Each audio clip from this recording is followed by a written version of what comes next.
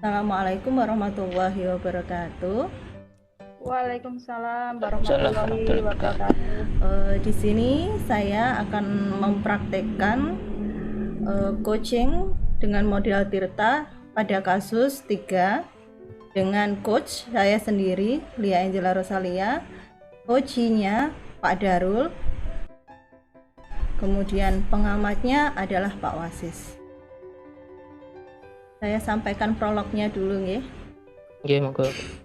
Suatu siang di sekolahan SDN 2 Mungkung, terlihat Pak Darul sedang murung memikirkan sesuatu di dalam kelas. Beberapa hari ini beliau hanya termenung di dalam kelas ketika beristirahat. Bulia pun memperhatikan gerak-gerik Pak Darul dari beberapa hari ini. Bulia berinisiatif mendatangi kelas Pak Darul. Selamat siang Pak Darul, saya perhatikan beberapa hari ini wajah Pak Darul tampak murung dan kurang bersemangat dalam mengajar. Selamat siang, Bu Lia. Benar, Bu, ada masalah yang mengganggu pikiran saya. Gini, Bu, sebenarnya saya butuh teman ngobrol untuk mendengarkan keluh kesah saya. Apakah Bu Lia ada waktu luang? Wah, kebetulan sekali hari ini saya sedang luang. Jadi, apa nih yang bisa saya bantu? Dan apa yang Bapak ingin capai di akhir pembicaraan kita ini?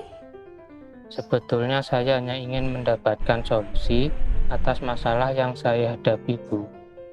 Masalahnya apa sih Pak Darul? Coba Pak Darul ceritakan apa yang Pak Darul rasakan saat ini. Bu Lia ingat enggak, minggu lalu saya kan mengajar di kelas dan disupervisi oleh pengawas. Nah, pada waktu supervisi itu saya mendapat teguran dari pengawas, Bu.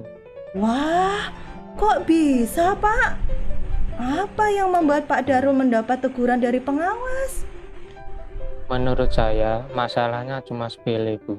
Pengawas mengkritisi proses mengajar yang saya lakukan, Bu. Proses mengajar seperti apa ya Pak? Kalau boleh saya tahu? Beliau tampak keberatan, Bu Lia, waktu saya mengajar tidak memakai buku teks. Padahal kan saya sedang mengajar pengamatan di lingkungan sekolah. Lalu, bagaimana tanggapan Pak Darul dengan respon yang diberikan oleh pengawas itu, Pak?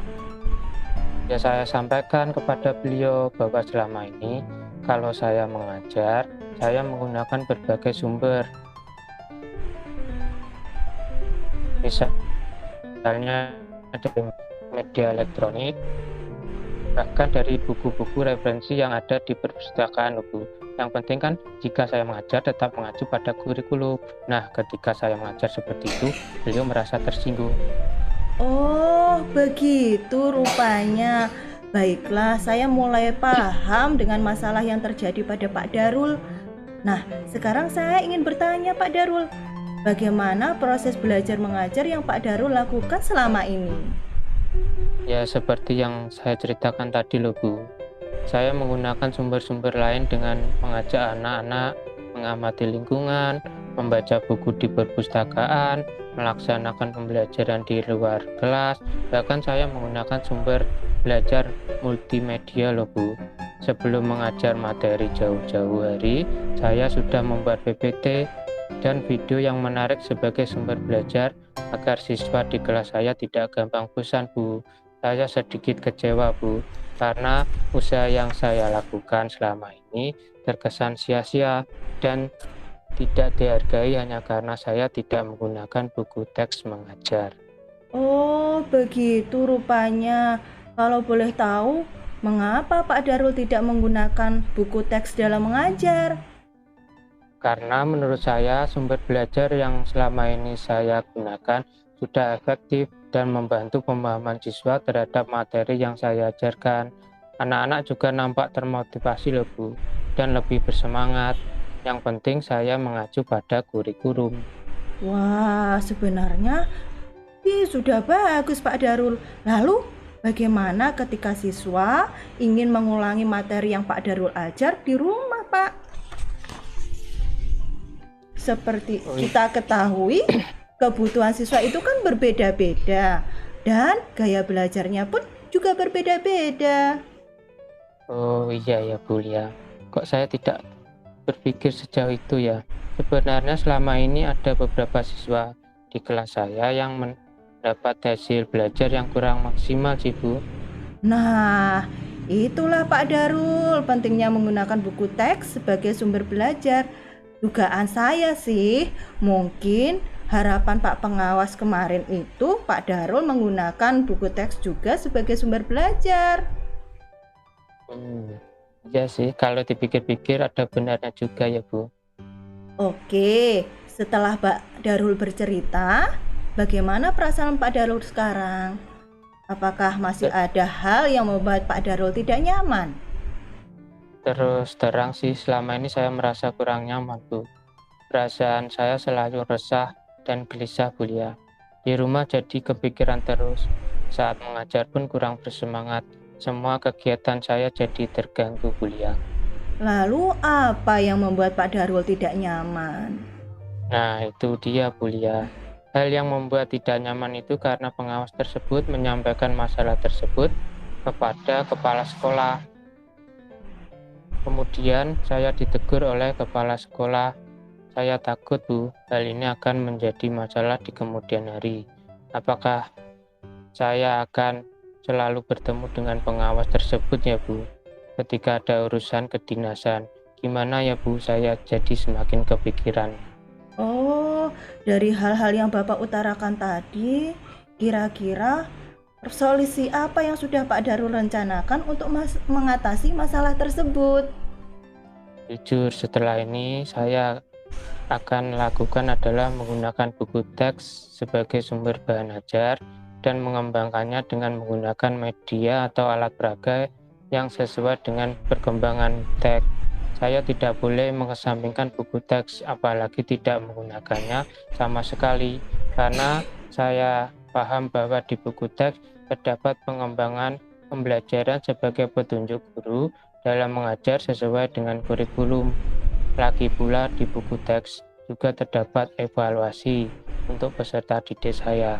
Mereka pun dapat mengulangi materi yang saya ajarkan dimanapun dan kapanpun dengan buku teks yang dipinjamkan sekolah kepada mereka.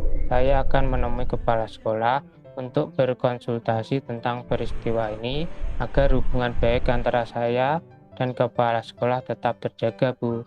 Selanjutnya, saya berencana menemui pengawas tersebut untuk mengkonfirmasi dugaan atas peristiwa kemarin.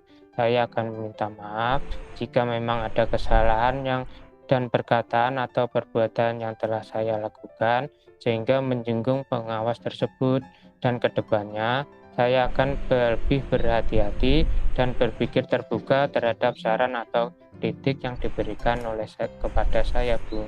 Mantap Pak Darul, saya suka rencana solusi yang Bapak buat. Lalu komitmen apa yang Pak Darul lakukan untuk menjalankan rencana itu Pak? Saya besok pagi akan menemui pengawas untuk menjelaskan peristiwa yang terjadi dan meminta maaf apabila tindakan atau perkataan yang menyinggung perasaan beliau. Namun sebelum saya akan berkonsultasi dengan kepala sekolah tentang masalah ini. Wah, bagus itu Pak Darul. Oh iya, siapa yang Bapak mintai bantuan untuk menjalankan komitmen ini Pak? Saya akan minta bantuan kepala sekolah untuk mendampingi saya menemui pengawas tersebut Bu, untuk menyelesaikan masalah dengan kepala dingin Bu. Nah, itu solusi yang sangat baik untuk dilakukan Pak Darul. Saya yakin Pak Darul bisa melakukannya dengan baik. Semoga apa yang kita bicarakan ini bermanfaat bagi saya sendiri juga Pak Darul ya Pak. Terima kasih Bu, sudah meluangkan waktu untuk mendengarkan cerita saya. Senang sekali bisa sharing dengan Bu Lia. Kapan-kapan lagi boleh ya Bu, saya sharing jika ada masalah. Sama-sama Pak, keep smile, keep spirit Pak. Jangan cemberut lagi ya. Silakan pengamat. Ya, saya berperan sebagai pengamat. Selama mengikuti dialog ini, saya rasa terbawa dengan alurnya karena mungkin cara penyampaian beliau itu sangat menarik ya. Jadi, sangat menarik sehingga saya terbawa masuk ke dalam masalah ini. Nah, yang pertama yaitu tentang tujuan. Di sini sudah diadakan pertanyaan-pertanyaan untuk mencapai tujuan diskusi dengan sangat bagus gitu ya. Mungkin ini bisa sebagai contoh nanti. Semoga kelompok kita juga bagus dulu ya, ini kuliah yang paling semangat. Amin, Terus semuanya semangat, amin. semangat terus. Identifikasi masalah, pertanyaan-pertanyaan sudah diberikan untuk menggali masalah. Yang pertama tadi menanyakan tentang masalah yang apa dialami oleh Pak Darul, sehingga dengan sendirinya Pak Darul pun juga mau menceritakan masalah yang telah dihadapi. Dari pertanyaan beliau itu sangat membangun dan menggali apa yang dialami Pak Darul, sangat bagus. Yang ketiga yaitu aksi. Di sini pertanyaan aksi yang akan direncanakan juga sudah terstruktur, disampaikan, dan mungkin permasalahannya yang akan dihadapi dan apa yang akan dilaksanakan untuk kedepannya. Yang berikutnya yaitu tentang tanggung jawab ya, ini berarti pertanyaan tanggung jawab dan komitmen sudah dimunculkan sehingga Pak Darul sendiri yang mengalami kasus itu membuat komitmen dan disampaikan dengan bagus. Secara keseluruhan model cerita ini menurut saya sudah dilaksanakan dengan baik karena mungkin perannya juga bagus untuk Bulia dan Pak Darul. Semoga kedepannya lebih baik dan nanti akan mungkin berikutnya kita bisa sharing lagi. Ibu semangat, bagus sekali. Semangat, terima kasih Bapak, semangat. Terima kasih. Praktek coaching model Tirta untuk kasus 3 saya tutup. Wassalamualaikum warahmatullahi wabarakatuh.